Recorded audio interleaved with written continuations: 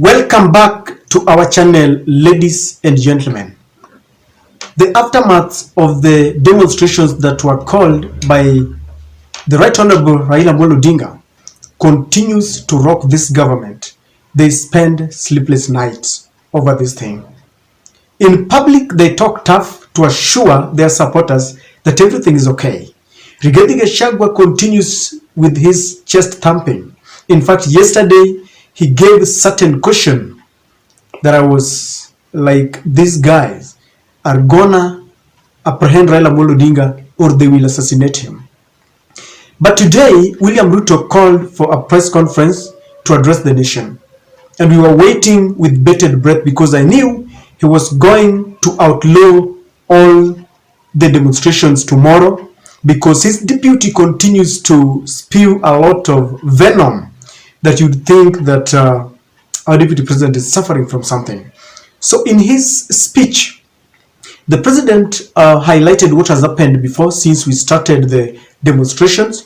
He talked of people who have died, including a police officer, churches and mosques that have been torched, destruction of property, acts of lawlessness. And he said that these demonstrations are really derailing his efforts to rebuild the economy. And he said that this is quite unacceptable.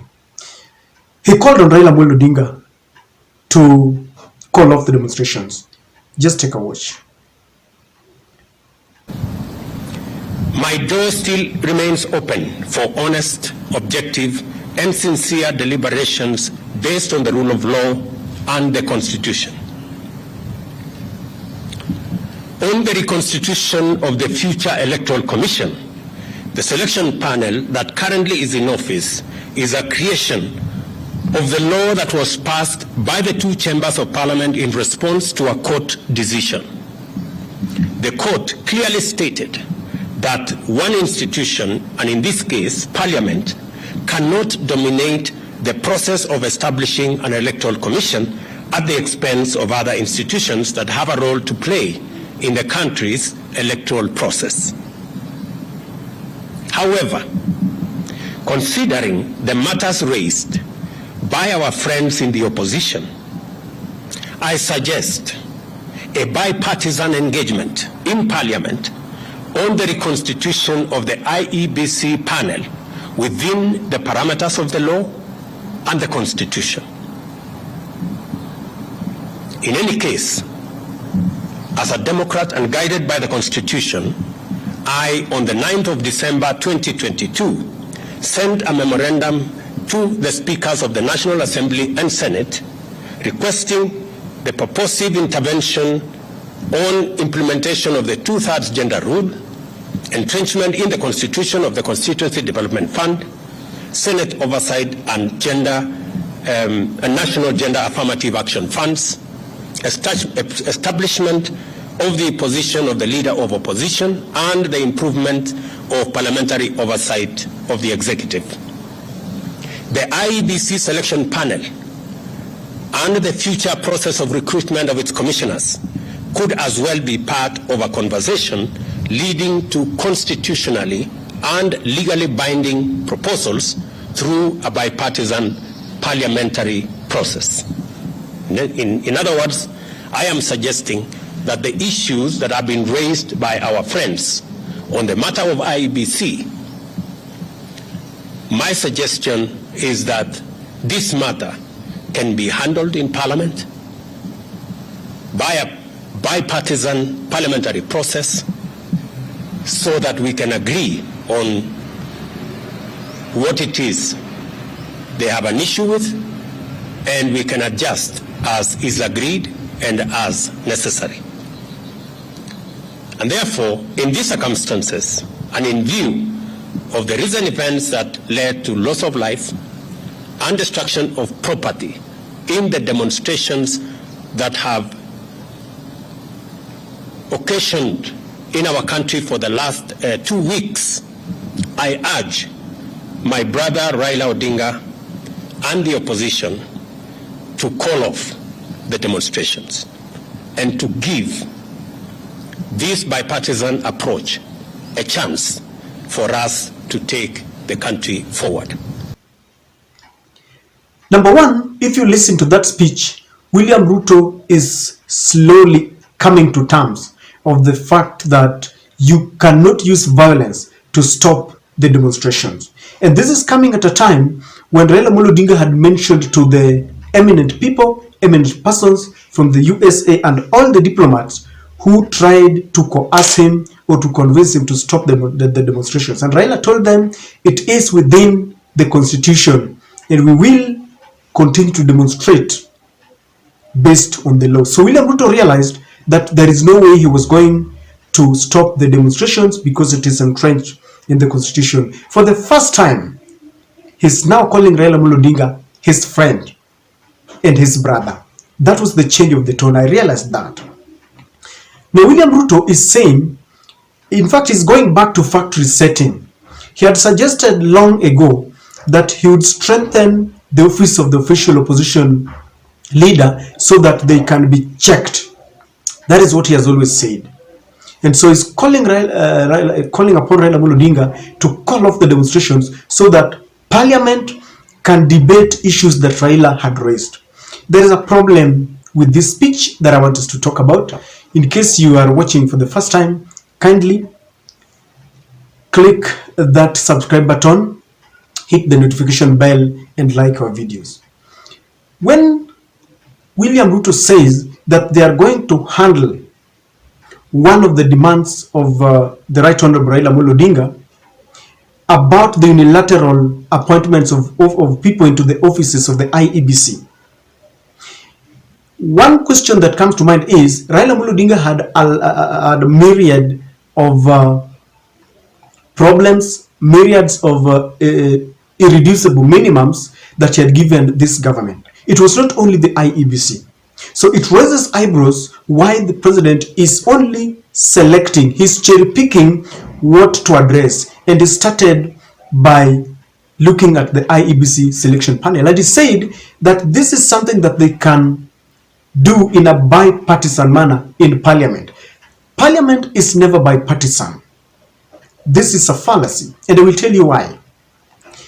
When William Ruto is saying that he wants a strong opposition, that is just a word of mouth because his actions suggest something else. Immediately he took oath of office, he bought and compromised certain members of the opposition. He continues to engage them. He continues to compromise them. Recently, he almost took over the Jubilee Party. And he has taken certain members of the ODM party. How do you say that you want a strong opposition when you are buying their members? This can never be. You cannot speak from both sides of your mouth. William Ruto is blowing hot and cold at the same time. If you want a strong opposition, let it be a strong opposition. Stop buying their members. Stop intimidating them. Number two, courtesy of buying and compromising all or some of the Azimio members, he controls the two parliaments, both the upper chamber and the lower chamber. And that is the reason why they managed to get both the speakers, Wetangula in the National Assembly and Amason King in the Senate. So he cannot tell the opposition that this approach is gonna be a bipartisan. It is not. Because when they go there, they will bully their suggestions because they have the numbers. Remember, democracy demands that the minority will have their say, but the majority will have their way. If Raila Amolo Odinga, the Azimio fraternity, accept to engage in parliament, they will be defeated, and then it will be said that they accepted this process, they have been defeated, and in their usual manner, they are now coming back to negate. So they are trying to fix Raila Amolo Odinga. Remember, William Ruto is suggesting that he did a letter sometimes back on 9th, requesting the two chambers of parliament, the upper chamber and the lower chamber, to fast track the inclusion of two-thirds gender rule to include many ladies and women in the parliament. He also suggested there the CDF and of course the office of official opposition leader. In other words, he's saying that the appointment of the IEBC officials should also be part of this discussion. But I remember the Azimio fraternity said it very clear that if you have to create anything of that nature, it has to go to the people. It has to go to the referendum, so that in the end, in the end, the Kenya Kwanza team will not brag that they gifted Raila Amolo Odinga, because as it is, they believe that Raila is making noise, and so they will give him an office and start bragging that we knew huyu mzee alikuwa anapiga tu kelele. This guy was just making noise, and now we have given him something, because our deputy president continues to say that there is no room for handshake. Raila has made it clear that he does not need any handshake. William Ruto also said today that he does not need a handshake. So this thing, I'm telling you, it is dead on arrival, because the Azimio will not accept it. The other thing is that the elephant in the room, the biggest elephant in the room, is the opening of the server. Because William Ruto in that lengthy speech said, as they have always done, the African Union said it, the European Union said it, all the diplomats said it, and William Ruto is repeating it, that they went for an election and the IEBC declared that William Ruto won, and then the courts, the apex court, through their president, Madam Koome, ruled that William Ruto is the president. So to them, it is the IBC and the courts, and he's saying that we must accept the rule of law. They have declared that he is the president. But Raila Amolo Odinga is saying that if you know, be that as it may, you know very well that the constitution has given you the mandate. Why can't you just allow, server to be opened? He really avoided the issue of the server, because it is the gist here. It is the elephant in the room.